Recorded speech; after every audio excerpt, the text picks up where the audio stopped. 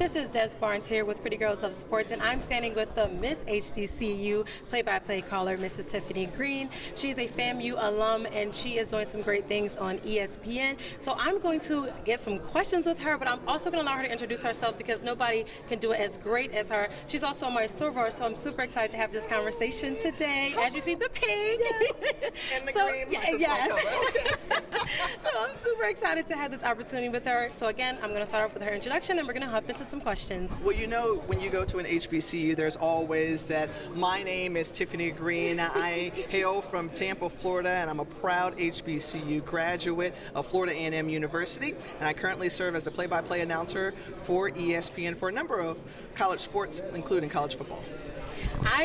When I first saw you, and it wasn't here, I believe it was maybe last year's media day, or I can't remember which big game I was at, and I saw you and I was like, oh my God, I want to be her so bad. And now I'm standing with you, so it's kind of like a dream come true for me.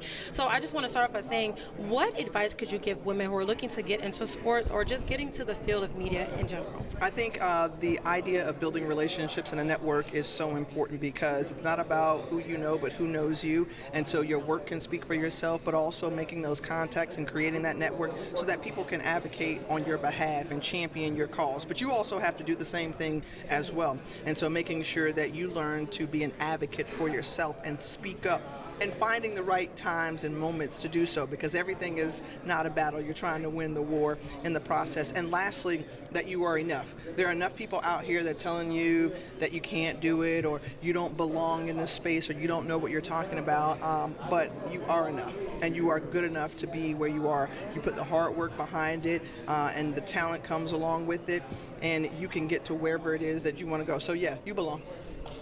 Period. I feel like she was just talking to me. Being one of the first or the first woman to be able to call sports with ESPN, especially in the HBCU space, what significance does that have, not only for you, but for our community? It's humbling, and it's a great load and responsibility, honestly, because you understand that the door is open further if you do well, and maybe it shuts closed if you don't do as well.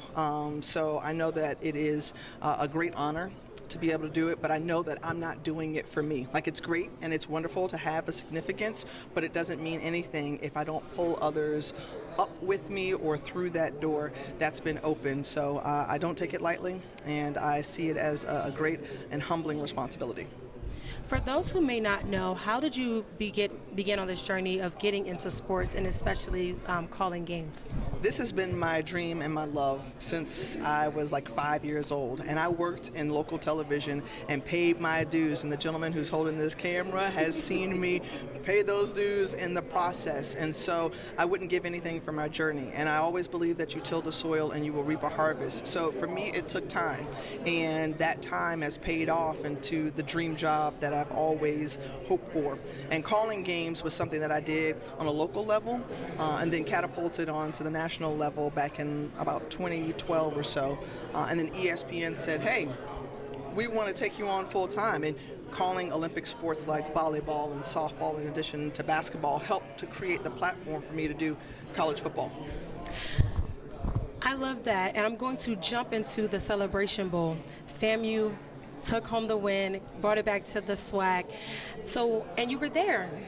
What feeling did you have seeing your alum and seeing your alumni go and do that and bring it back for the SWAC while you're also there calling the game? Oh, it's a joy and elation, right? I mean, who wouldn't be excited to be in that position, and a dream scenario to be able to call my alma mater in a championship game.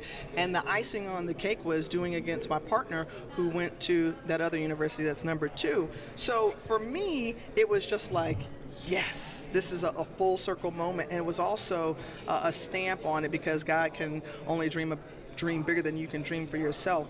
And I had always pushed to call that Celebration Bowl. I always wanted to do it, and I was a sideline reporter for the first few years that it was started back in 2015. So to be able to call that game in that manner and fashion and watch FAMU come from behind and win it, it's one of the highlights of my career. I mean, that's real. It will be very hard to top that one. Well, I guess that answered my other question was, what is one of the biggest highlights of your career?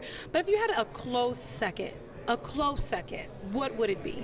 I really enjoy calling the WNBA and being able to be a part and witnessing the Las Vegas Aces, because I think they're a fantastic organization. Asia Wilson, I fangirl over her because I think she represents so well. Wonderfully. Oh, and she's a soror. Okay, we're in sync. So I've just enjoyed calling that, and a goal is to be able to call, the WNBA championship game, or the series rather. And if I had that opportunity, it'll be like another, check off the list. But if not, I've had the opportunity to witness some greatness among women, and especially as the year of the woman has progressed, I'm glad to be a part of that story. I'm going to ask maybe 2 more questions. You mentioned the year of the woman.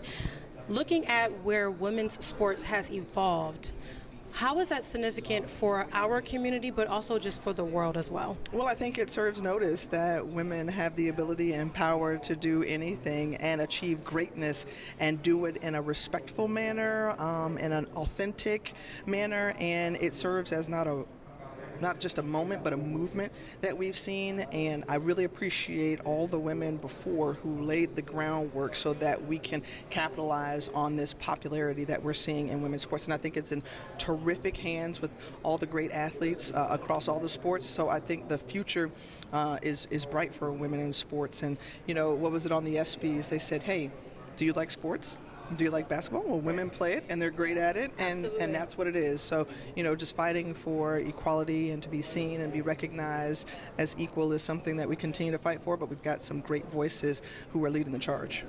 My final question for you would be, who has been your motivation throughout your career, who's really helped to mold you and lead you to where you are now, and where you will be in the future? I'm blessed to have 2 heroes that I grew up with, and that's my parents, right? My mom and my dad are amazing. My father was a pioneer and a trailblazer in the broadcasting world as well, on the local level in Tampa, as the first black anchor reporter, and I feel like I've got a great legacy to follow behind, in which he established.